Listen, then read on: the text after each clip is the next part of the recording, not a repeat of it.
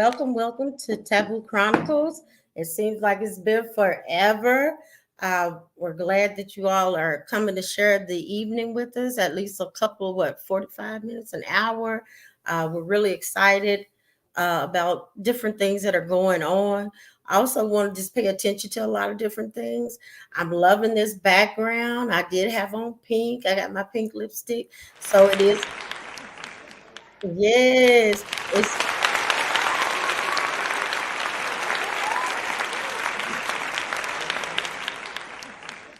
breast cancer awareness. Last week we had African American, what is it? Black Girl Day off, meaning a day that to take off if you're African American to take care of yourself. And if you know us here at Taboo Chronicles, we are brown and black.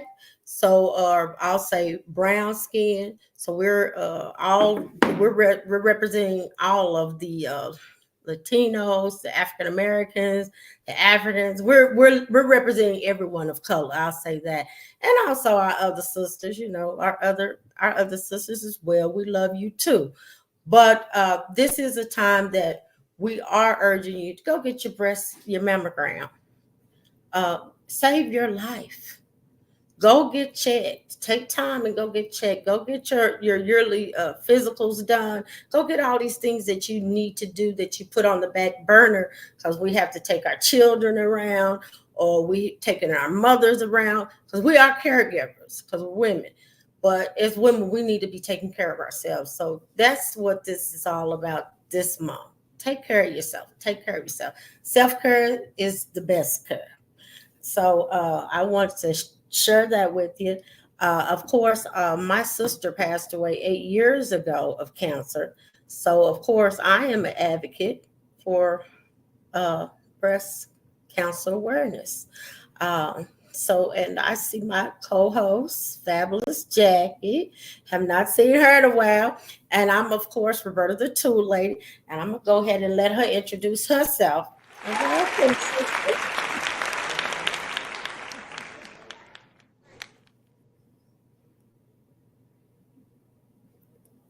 Uh-oh, we can't hear you.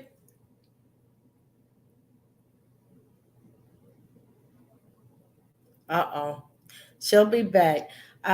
It's been a while since she's been on as well. So let her get these technical difficulties out the way.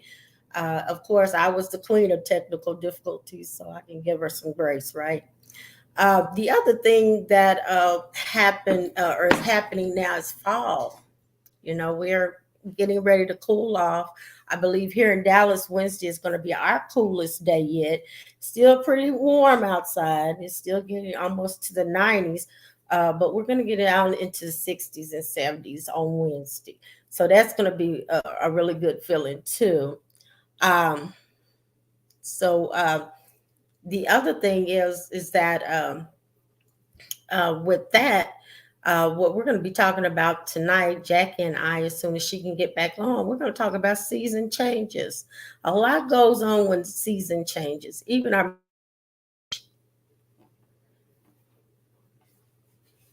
um, so we're going to be talking more about that. So we're just really excited to be back on. Excited again, as I said, to have my sister here with me.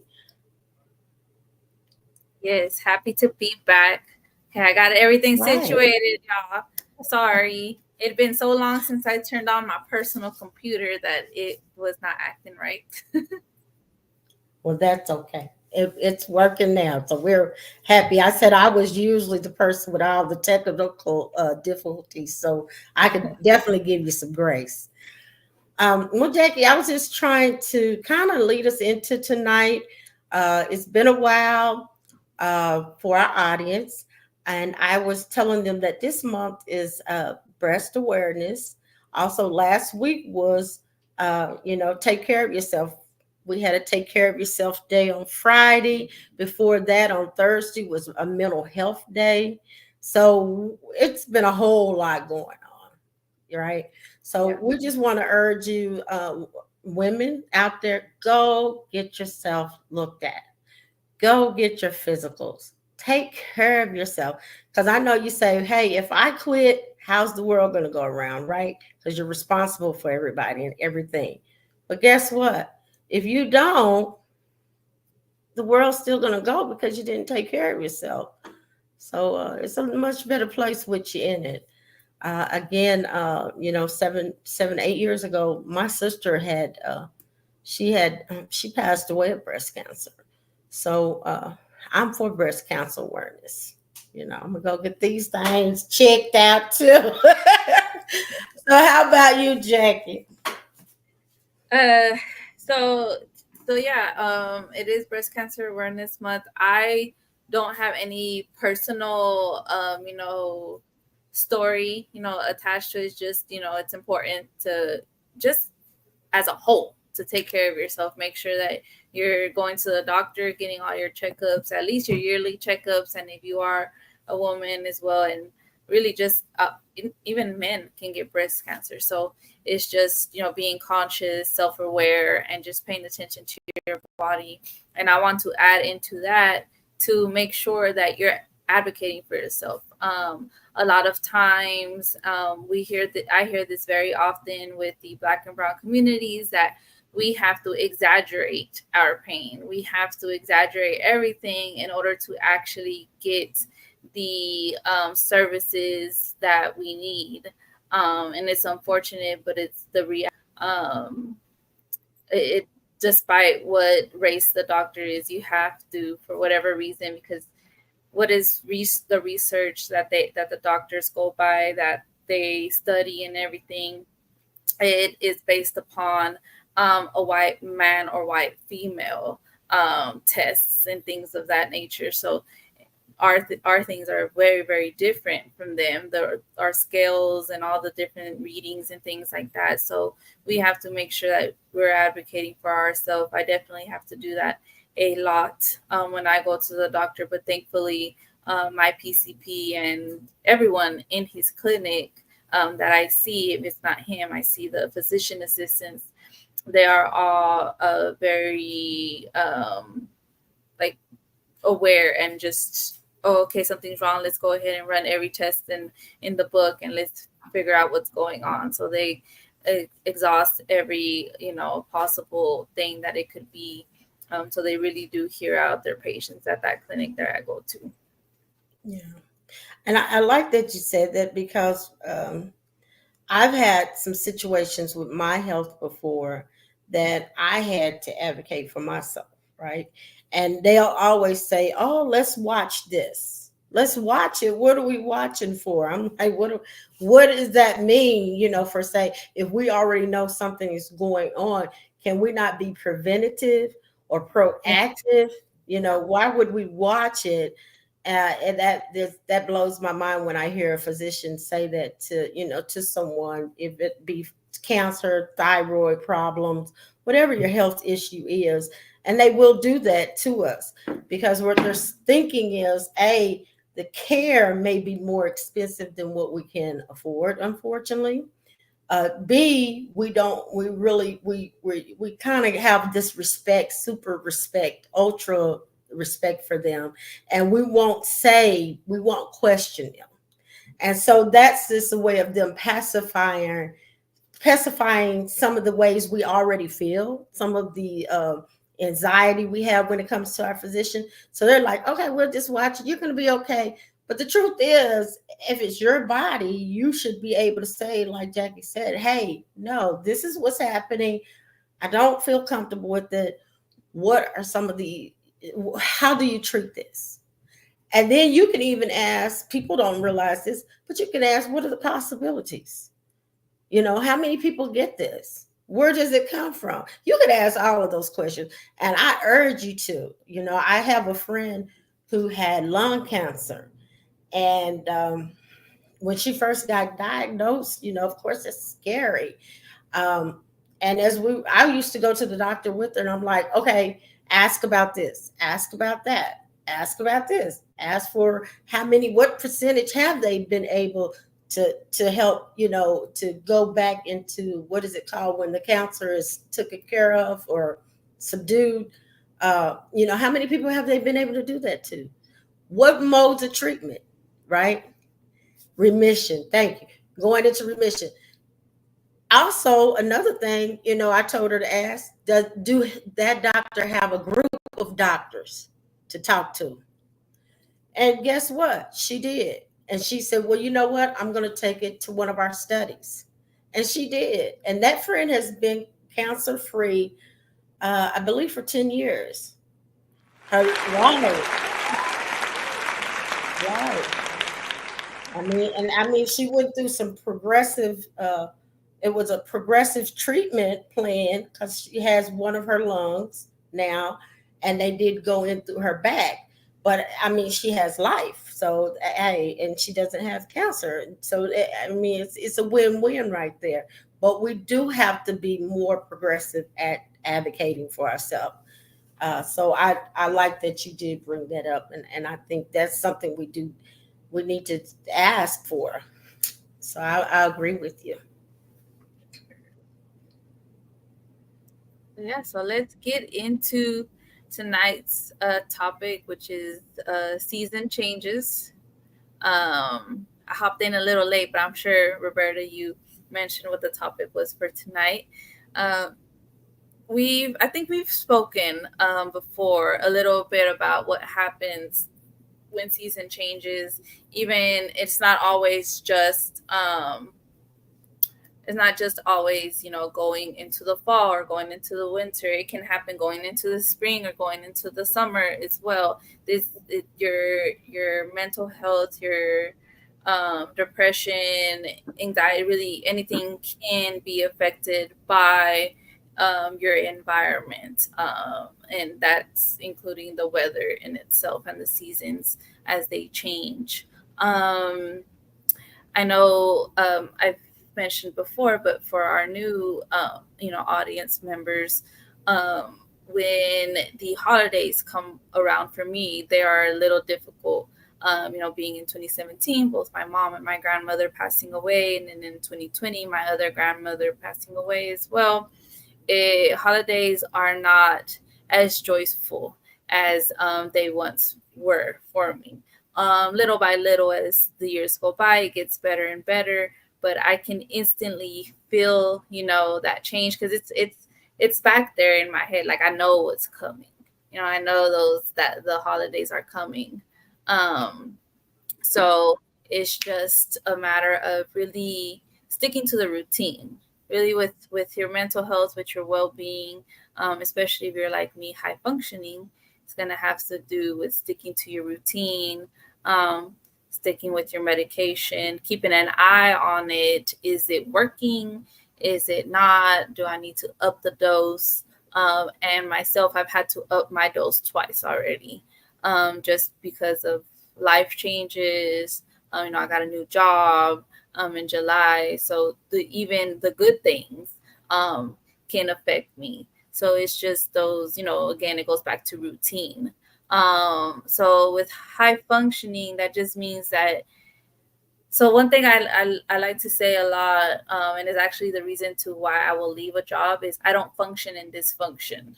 There has to be processes, systems. There has to be a start and an end, and it needs to flow somehow, right? We know things happen throughout the day that can throw off. Anything can happen, but high functioning is just I have to function in an environment that has systems in place, and that even comes to my own home. There's, I know I step in, I put my bags down, I go and change, and then I start dinner, or I heat up dinner, or I'll go buy dinner. Like there's a system, and that's just me. I know that's how it goes. But yeah, that's what high functioning is. We just really need to function with systems and things in place that they flow, and the day will flow along. Yeah. Yeah. And I would say this, kudos to you two tonight, because, and I know that, if we have people that have already listened to us and already follow us, they know that we are an advocate I mean, that's what this whole show is for, advocacy of mental health for people of color, because it's things that we don't talk about. But I really love that we're making things that are not normal normal to talk about. A, like the mental health part, and B, medication. Because usually when people start talking about the medication, especially people of color, we get really like, wait a minute, you're going too far for me. But Mhm. what I love here recently, a lot of that stigma, a lot of it is kind of getting going away and getting knocked down. And I'm hearing more people of color say, hey, I'm talking to my therapist, I'm taking my medication, and also, like you said, these are some of the things that I need, because the whole thing about it is sometimes you don't even know that's what you need to begin with. And when we talk about the seasons, September the 20th was the first day of fall. Again, with the weather changing, the days will get shorter. It's going to get cold here soon. Mhm. Um, with all of those things happening, your body does start to, your clock on your body starts telling you, I'm tired. You may even say, hey, we're not getting enough done. So you may even have some things going on with your thoughts, like, in the summertime I can do this and this, in spring I'm able to do this, but here it is, I'm not near getting able to do the things that I'm doing. So all of those things will fall into that seasonal depression mode, right? I'm not able to produce. I got to get all my kids to school. It's a dark time. It's still dark when they get to that bus station in the morning. It's dark when we come in. Um, and it says, what about a person that functions in dysfunction? Would this be a low functioning? Well, it could be either low functioning or someone who doesn't know, right? They may not know that that's what they're doing. For people who function in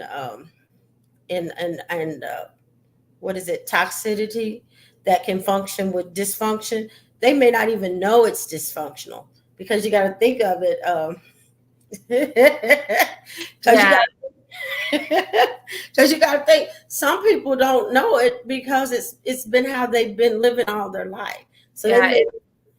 Survival, right? Being in survival mode, we Right. learn how to function in that. So it's still, I think, still high functioning, if you can function in dysfunction, because I am functioning in dysfunction at work. It's a lot going on at my job, so like I said, I always say I can't function in dysfunction, and the school manager will say, you are functioning in dysfunction, man. You've learned, you've adapted to it. I'm like, I know, but I hate this. Like, I don't want to have to function through this, but you work through it. And again, that's the high functioning person in me that is like, if there's a will, there's a way, and I got to get it done, and it has to get done no matter what. But not everyone thinks like that. When dysfunction starts, some people just tend to want to throw in the towel, want to give up, just be like, oh, whatever. I'm just gonna do the bare minimum. What low functioning would be is described as someone who has difficulty performing daily activities or participating in society due to a mental health condition or brain injury. So I would then be low functioning when I am in my depression season. I am still, getting up, doing the things, but I'm not functioning at my 100% self. I'm just moving through the motions. So that's really what low functioning would be. Yeah. Um, if you talk about autism, that would be related to the level of their intellectual and developmental abilities. Yeah. And even I'm gonna tell you something. Even, hey, even some of the people, well, some children are high functioning as well, and so people sometimes feel as though behavior is a negative, but sometimes that behavior can mean that that child is very high functioning.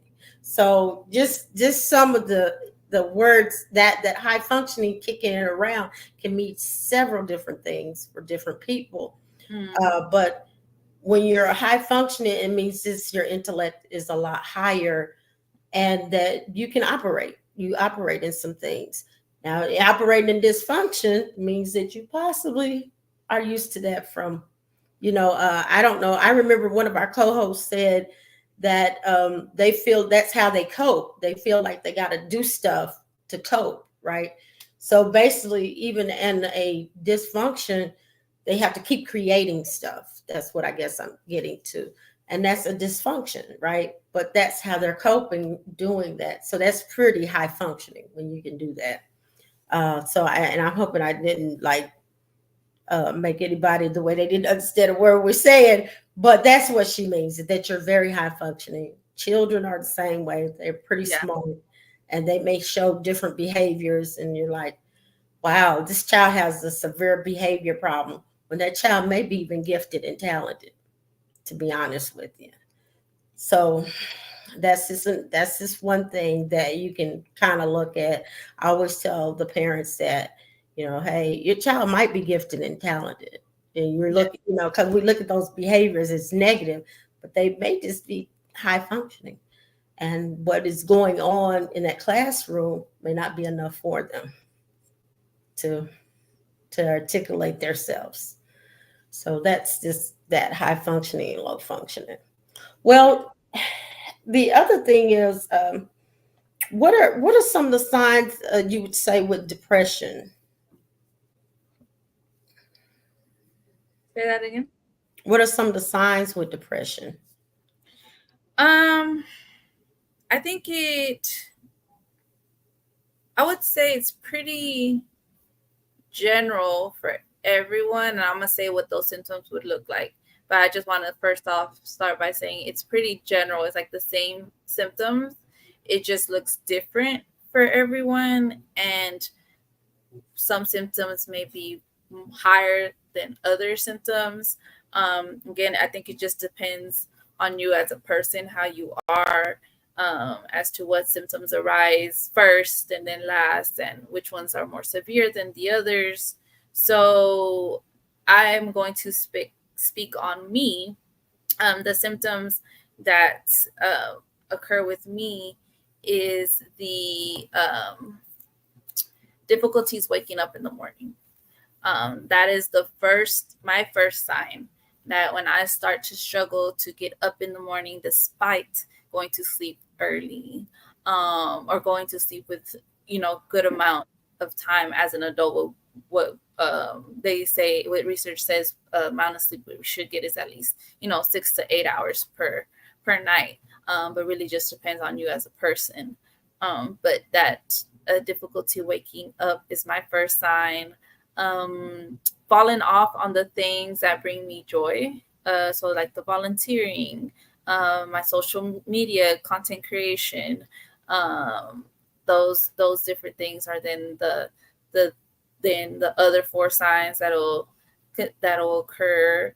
Not wanting to eat, even though I know I'm hungry. I won't eat, and just every task that is very minor is the hardest. So that getting up off the bed, right? The brushing the teeth, the showering, even just going to the restroom, is difficulty. Like I'll be chained to that bed. That's when I know that I'm like, oh, I'm falling into, here comes a depression, or these are early signs. Let me go ahead and try to do something about this. But luckily, the medication that I am on, and maybe this is the same for other individuals who take medication, it helps me be able to function. So if I'm having a hard time getting off the bed, that's like my biggest challenge first thing in the morning. I'll get off the bed, I take the medication. As soon as it kicks in, I'm functioning. But I can feel that I'm off, but the medication is helping me run my day as I should. Okay. Because I want people to know, I ask that so we can help people understand, because there's also different forms of depression. So there's situational and then there's chronic. So Yes. chronic is when you continually get depressed. Situational is like something happens, like a death or, a loss of a friend, loss of a family member, or say you move. That's situational. But then there's chronic where you continually face depression.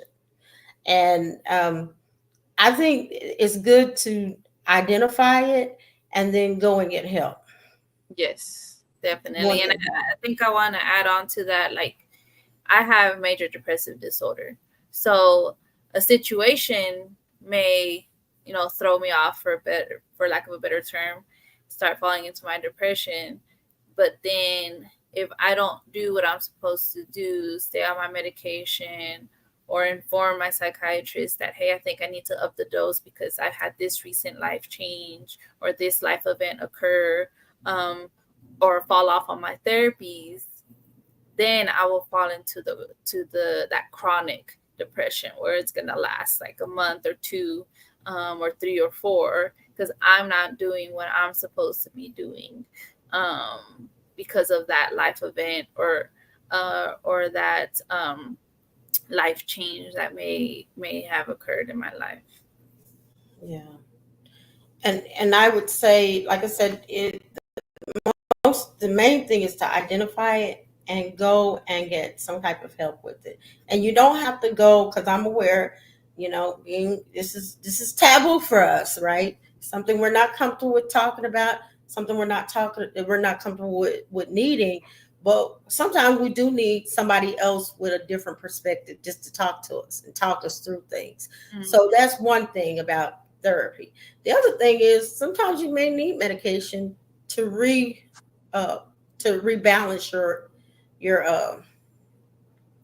The uh, chemicals. yeah, your chemicals. So sometimes you might need that, and there's nothing wrong with it, right? Jackie used to say it's okay not to Can't be be okay. okay. So just start. You can say, hey, today is not the best day, and I'm not feeling quite well.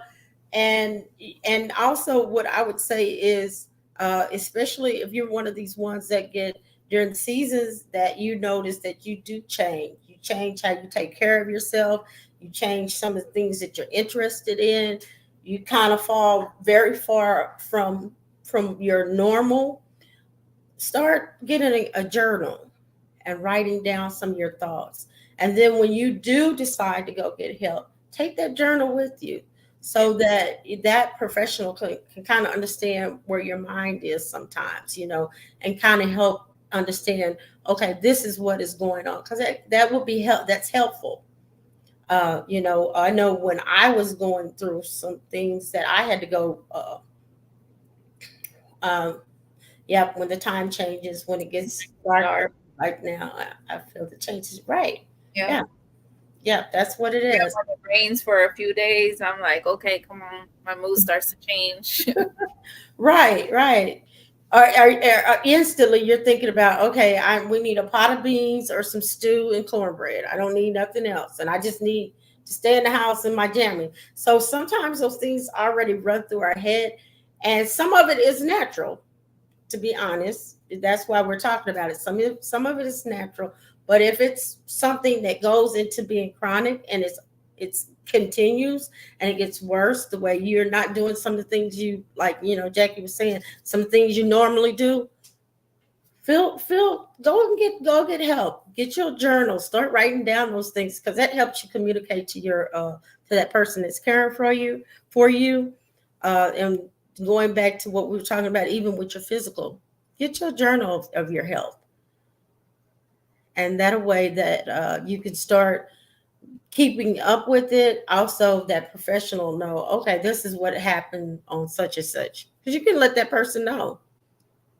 I know when I was sick one time, I that's what I did. I just kept a journal and I take it in there. This is how I feel. I can't sleep. My hair is this way. Uh, I would just let them know. So, Jackie, the other thing is, um, word would you say some of the things they can do to help themselves at home? I'm gonna go back to with doing your best to stick to your routine, but also give yourself some grace. So, I had a recent life change. I'm not going to speak on it just yet. Sooner rather than later. I'll speak on it. But I had a recent life change, and I literally, and you know this, I needed a week. It was a week that we had a podcast show, and I was like, I need the week. I need the week to do absolutely nothing but go to work and be with my kids. Like that's it. That's all I can handle, and that's all I'm gonna do. I had to tell my part-time job, I'm sorry, don't reach out to me this week. I'm not gonna do anything. Let my and an added thing that I did too, and this is super super important, and it's hard to do when you feel like you're in a bad place, is to tell your people, tell the people that you know you can trust, whether that's one person or multiple individuals. Tell them. That's one thing I never ever ever ever did.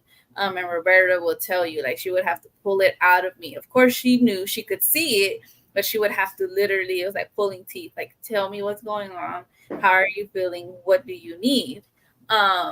So I actually took the initiative to tell everyone who is most important in my life, like, hey, this is what I'm going through. This is how I'm feeling, and I feel like I have been pushed over the edge, and I could get into that dark place, but I don't want to. So I'm going to, get up and go get my hair done.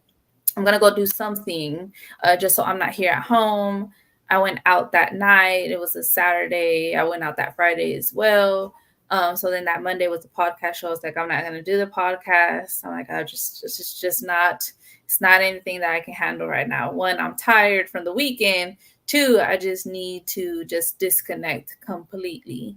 But everyone who is important in my life knew what I was going through, and did not take it personal. If they reached out and I did not respond, or if they reached out and I gave a very short, I'm okay. Mm-hmm. That's it. So that 1 week, I think it was the best thing I could have ever done for myself, is literally bounce back the following week, getting back into my routine slowly but surely, not rushing into it either. Definitely don't want to rush into anything. So it's just doing giving yourself some grace, number one. Number two, trying to get back into that routine, however slow that you need to take it to get back into the swing of things, that is how it should be going for you in your life. And sticking to your regimen, whether that's therapy or medication, or not therapy, but you have a mentor, or you have a group friend, or you do yoga, meditation, whatever that thing is, that's your regimen to help you stay, to help you with your mental health and your well-being and stay intact, is do that thing or things. Yeah, I agree. I agree. Now, for me, I want to just first go back to what Jackie was saying. And when you do have a friend, and then I'm gonna give you some of my list. But when you do have a friend that that is having a hard time, be sure not to reflect what you feel or what you think on them. So I mean, saying like, "Oh, you shouldn't feel like that. Oh, that's not real," or you Oh ain't my got to God, do yes. right. You ain't got to do that. I remember when I try not to do that because Yeah, that's disqualifying their emotions and where they're at, for and sure. they're actually in a place where it's very dark. So you don't want to disqualify their emotions, because that's telling them that they're not important enough to even have emotions. So you don't want to do that to your friend. Another thing is to give them some time, because a lot of stuff that happens to us, we have to process it ourselves. And even though it looks like we're struggling, we just don't really need someone like badgering us, like, what is it? What is it? What's going on? Yes. So Yeah. give them some time to process too, because that's what they're doing. They're processing like what's going on. Give them that time they need to process it and then come back to you. And then, like she said, I always say, what can I do to help you? And that way that person can tell me, if it's this, or if it's nothing, and I accept it, right? I was Because about to say, and accept it. Don't turn right, around and try to be like, well, what if? No, you just asked me what I right, want, and I just told you. Now you're making me double guess myself of even telling you, right, where I'm at, what's going on. And that goes hand in hand with the don't take it personal. Like, it's not you. Like, don't take it personal. I say this, I think even more so now because of my supervisor. She says it all the time, don't take it personal. And that has become like a mantra of mine, uh, because I am someone, because I am an empath, because I do wear my emotions on my sleeve. I do take a lot of things personal, but being having her, as a coach and mentor, and even a friend, and having to learn this in this new job to not take things personal, it has truly, truly been embedded into me. And I really don't take nothing personal anymore. I'm just like, okay, just let it roll off my back like water. yeah. And I think that's really perfect because when a person is going through something, it has nothing to do with you. And even when a person has like anger issues, behavior, even if a child, it really rarely has anything to do with you. It's maybe something they've been through or something they've already been open to, and there you are. So you're there to get it, but it's not you. So just being able to identify that way you're not becoming more of the picture. um, what I do when I want to when I feel stressed or even feel depressed, I love listening to music, so that's one of my go-tos. I may have a little music party here by myself, but and I just listen to music. Now I'm not listening to anything that's saying like anything that has a negative message, but it's mostly really enlightening music. I do affirmations. um, I love spicy food. Spicy food is good for it's good for depression. So Hispanic food, the cuisine, African, all of those spice foods, all of those foods that have spices in it are known to be good for seasonal depression. So I like spicy food, um, and I like to kind of take care of myself, right? So I may get exhausted, like I may go and get my nails and feet done. Um, or I may sit in here and make me a bath with all these aromas in it and just sit in here and just like I'm at a spa, and it does the trick. It makes me feel really good. I may get really relaxed. So you can do things like that to help with seasonal depression. Uh, and like again, if it goes on longer than, would you say a week, Jackie? Goes longer than a week, you may need some help with it, because that means that it's going into becoming more severe. And I'll tell you a trick about it. Your endorphins are not shooting off as though they should in your brain. So your chemicals are not firing off. So if you feel like, hey, I don't get happy about anything, that's what's happening. So that's where the medication comes in, because that medication helps them shoot off like a satellite. And when you're depressed for a long time, this is the only reason why I'm bringing it up. When you're depressed for a long time, guess what? Your brain is used to going that way. So it's almost like a thought or anything else you do. Your brain is just actually stuck in that depressive mode. So it doesn't shoot off anymore. And it's real.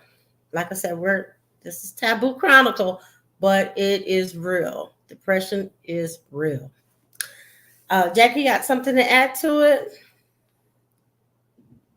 Um, just again, I'm gonna go back to what I've said earlier, is to just be very self-aware. Say something to someone, even if it's just one person, just because that one person will know, to check in with you. Because when you're in your depression and depressive state, you may tell yourself that, I don't want to see no one, I don't want to be around no one, I don't need anyone checking in on me. But really, it is what we actually need. When in that, we are social beings, we are human beings, and we need connection. That's one of the dimensions of wellness. The 7, 8 that there are. So just be self-aware, say something, um, give yourself grace. Ultimately, I think. Yeah, yeah. So be patient and be kind with yourself, right? Yes. Yeah, yeah, Uh, yeah, and always remember that it's okay to not be okay. I'm gonna definitely. say it again. It's okay to not be okay, despite what we were told growing up. It is huevona, that you're lazy. Get up. Do this, that, the third. You need to always be doing something. We tend to operate as machines. We are not machines. We are human beings, and we require rest. So Right, give yourself grace and tell yourself, "I'm not okay, and it's okay." right, right. And if you know anyone that is going through a depressive mode, again, be patient with them. Be patient with Take them. it personal. Huh, what'd you say? And don't take it personal. I'm gonna keep saying it. Right, right. That's true. Don't take it personal. Any behaviors you don't, you can't take it personal because it's not you. It's that person. Um, and we hope you got something out of it tonight, guys. But I did think in my top of my head, I did have like, if even if you have some health issues or someone with health issues, depression is real when you have health issues as well, because you got to think that person is going through the process of their independence being threatened. Mhm. If not, independence has already been taken because they're ill. So you want to be patient with them as well. You know, Yes. And if they tell you, I got it, then no, they got it. yeah, Uh, I am personally experiencing this right now with a friend of mine. Um, and it's like what's told to me is, don't handicap me. I'm fine. I can do it. And it's very, I did at first, I was like, I'm just trying to help. But then as I started thinking, I'm like, well, no, this person has health issues, and they constantly, or when it's severe, they're having to rely on someone. So when it's not severe and it's minor, or even if it's just has nothing to do with their health, drop a phone and you want to help, it's literally like, no, I got it. Like, yeah, let me do it. Because yeah, they're constantly have someone hovering over them when they are, when they are in the critical condition of their health. right, So at first I didn't get it, because as a Hispanic person, we help. It's what we do. You see someone that needs help, you're gonna help. You drop something, you need something, oh, I'll go get it for you. It's just an automatic. It's just, I think, something that was engraved in us. Like when someone walks to the door, you need a water. It's like an automatic, thing with in my culture that I was raised in, to lend a helping hand, and to have someone that is telling me, I got it. Like, we're good. Relax. To be yeah, told to relax, I was like, whoa. I'm like, you right. I'm like, I'm always trying to help someone, and it's the people pleaser in me, right? I think I've yeah, done a lot better now, but it's that people pleaser in me, and wanting to lend a helping hand to everyone and anyone at any given moment, and to be told, relax, yeah, chill, like, you good, yeah, yeah, breather. yeah. Because it is. It's because I've heard people on both sides, like, their attitude's so bad. How do we help them? And they don't want to help themselves, all of these things. But the thing is, you got to think they're giving up independence. That transition alone is major, right? If you're not driving anymore, you're not going to work anymore. That all you're giving up everything about yourself due to an illness. That's horrible, and it's horrifying, and it's scary. And so, yeah, they want to keep some type of independence somewhere, even if it's just, let me. I always say, if they feel good enough, let them do it. If they feel like pulling the trash out to the street, let them try. It's not gonna hurt. If they feel like, putting a little soup on for themselves, let them try. And you just try to be there just as to listen, and say, okay, not necessarily say, I know what you got going on, or I know the doctor said this and this, because nobody want to hear that. They know reality. They're living it. But Yep. I just thought that would be part of this message as well, because that is a season. So, and like I told Jackie, when she brought it up, I said, now that I look at it, seasons can fit all kind of things, all kind of transitions, just Oh not yeah, right, for because we sure. all go through different seasons. Hmm. Well, that would conclude our show. I'm so happy to have my fabulous co-host back, Jackie. I loved having you tonight. And I am so happy for Jason. He sat in with me that day you weren't in. So I'm happy for Jason. A shout out to him. Yes, was ready to step in. Right, right. So, and we really appreciate you all for just weathering the storm with us as we go through life, Yes. right? Because we all be life, because life be lifing for all of us. Oh, for sure. Life be life. And Tell you. right, right. Like and follow us. We're also on YouTube. We're on Facebook, Instagram, and we also would like to hear more about what you want to talk about on our show. And that's it for me. How about you, Jackie? Yeah, just follow us on Taboo Chronicles Podcast on Facebook, Instagram, and YouTube. Also, we are content. We have our own individual content creation page. I'm the Jackie, the Wellness Advocate, and Roberta is Roberta, the Tool Lady. You can follow us, and you can always reach the both of us, separately or through our Taboo Chronicles podcast pages. Should you need any resources, if there's a topic that you want us to touch on, please don't hesitate to reach out and let us know. We want to hear from y'all. We want to be engaging with you all during our episodes as well.